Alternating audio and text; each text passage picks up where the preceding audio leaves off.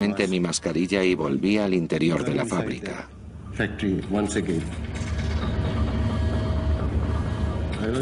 Quería rescatar a toda la gente que estaba trabajando allí.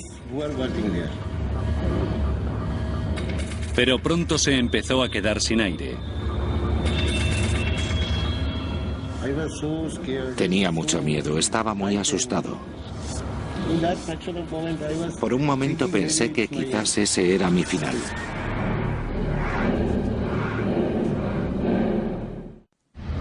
En la ciudad, el empleado de la fábrica Chauhan y su familia estaban desesperados. Ante tal caos, sabían que si no huían, morirían. Entonces vi un coche vacío. Vamos, vamos. Venga, venga, venga. Chauhan convenció al conductor de que les ayudara. Él decía, no, no. Pero yo le dije, si quieres sobrevivir, tienes que salir de la ciudad.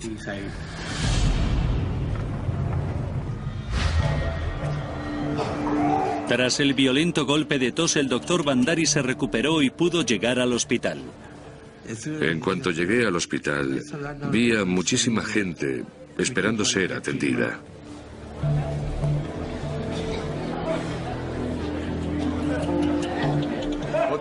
¿Qué está pasando? Cada vez vienen más y más y más. ¿Qué le pasa? Doctor, le he lavado los ojos con agua, pero sigue igual. La policía les había comunicado que se trataba de una fuga de amoníaco. Bandari esperaba que los tratamientos convencionales resolvieran los problemas de los pacientes, pero los síntomas eran mucho más extremos. Muchos tenían problemas respiratorios.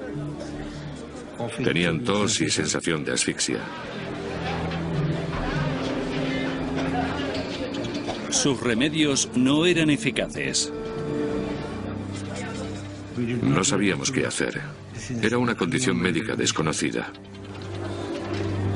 Miles de personas se asfixiaban, morían. El hospital estaba abarrotado y Bandari necesitaba respuestas. Estaba convencido de que el gas no era amoníaco. No lo entiende. Hay cientos de pacientes en la entrada de mi clínica. Al principio, Union Carbide dijo que era amoníaco, luego que era fosgeno. Un momento. ¿Qué tipo de gases? Y luego dijeron que era isocianato de metilo. Nunca habíamos oído hablar del isocianato de metilo, y Union Carbide no nos había dado ni antídoto ni información. Desconocido para los médicos, el isocianato de metilo estaba reaccionando con el agua del cuerpo de las víctimas, haciendo que la sangre penetrara por los diminutos orificios de los pulmones y haciendo imposible la respiración.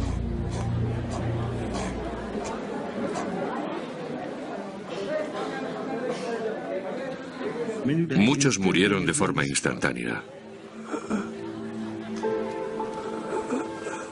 Sobre todo los que corrían e inhalaban el gas, porque de forma inmediata los pulmones se les hinchaban. La gente se ahogaba en sus propias secreciones. Desde las 3 empezamos a tener colas de cadáveres.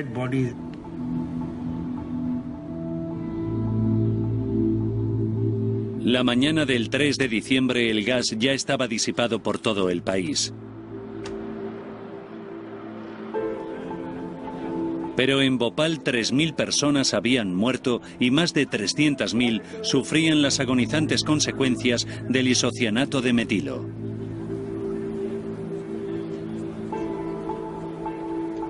Sumande y el resto de la plantilla de la fábrica sobrevivieron. Por la mañana vio la devastación de su ciudad por primera vez. Vi a los búfalos y a las vacas en las calles, muertos. Los más afectados fueron los ancianos y los niños, a menudo atrapados en las partes más densas de la nube, a ras del suelo.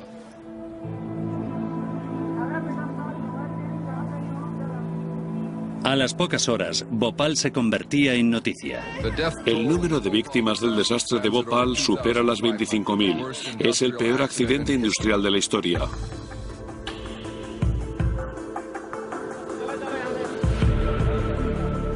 En esta zona cercana a la fábrica de Union Carbide viven unas 10.000 personas.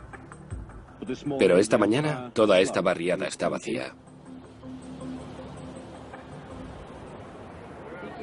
Al horror y al sufrimiento le seguía una sencilla pregunta: ¿cómo había podido ocurrir?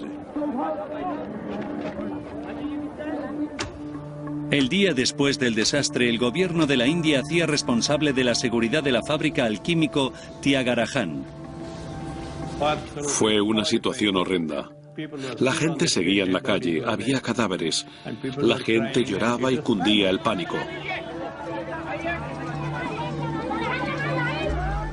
La fábrica de Bhopal producía en masa el pesticida Sevin y los dirigentes de la empresa dijeron a Tyagarajan que el isocianato de metilo se almacenaba cuidadosamente en forma líquida en depósitos subterráneos. Pero los trabajadores afirmaban que el depósito E610 estaba al 75% de capacidad, superando con creces el 50% recomendado por la corporación. Las 42 toneladas del letal isocianato de metilo se habían evaporado y escapado.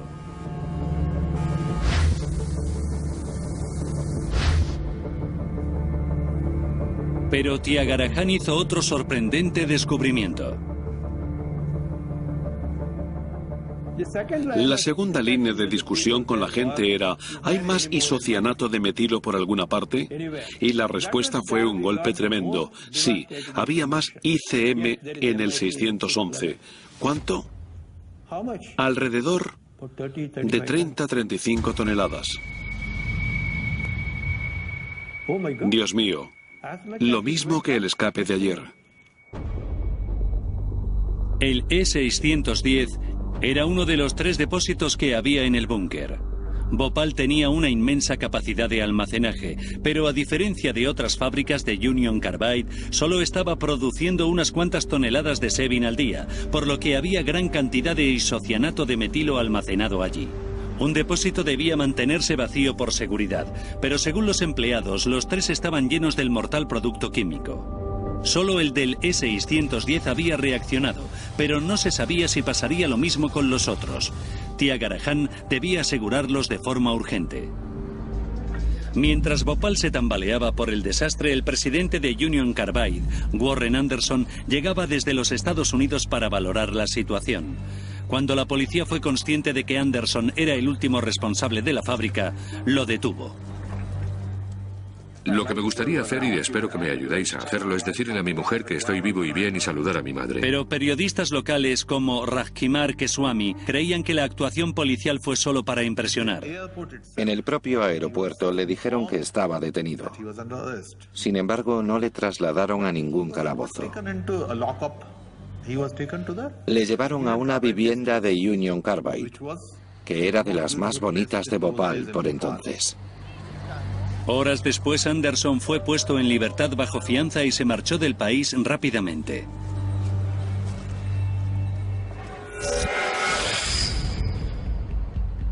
En la fábrica de pesticidas, el doctor Tyagarajan debía decidir cómo lidiar con las 35 toneladas que quedaban de isocianato de metilo. No tenía ni idea de que había almacenada una cantidad tan grande. En nuestro laboratorio no almacenamos más que 10 mililitros. El isocianato de metilo parecía estable por el momento, pero los trabajadores le dijeron que el depósito E610 estuvo normal hasta casi el momento de su erupción. Supusimos que iba a explotar, porque como químicos estamos formados para pensar en lo peor que puede ocurrir y de ahí en adelante. Tyagarajan sabía que era vital deshacerse de todo el gas para evitar un segundo desastre. Pero solo había una manera aterradora de hacerlo: volver a poner en marcha la defectuosa fábrica.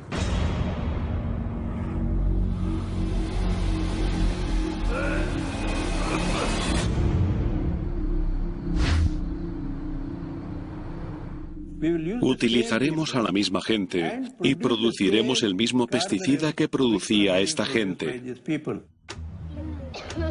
Solo 13 días después del desastre, con miles de personas todavía muriendo y otras tantas en hospitales, los operadores estaban preparados para neutralizar el resto de isocianato de metilo. Las autoridades todavía no tenían ni idea de cómo se había producido el primer desastre.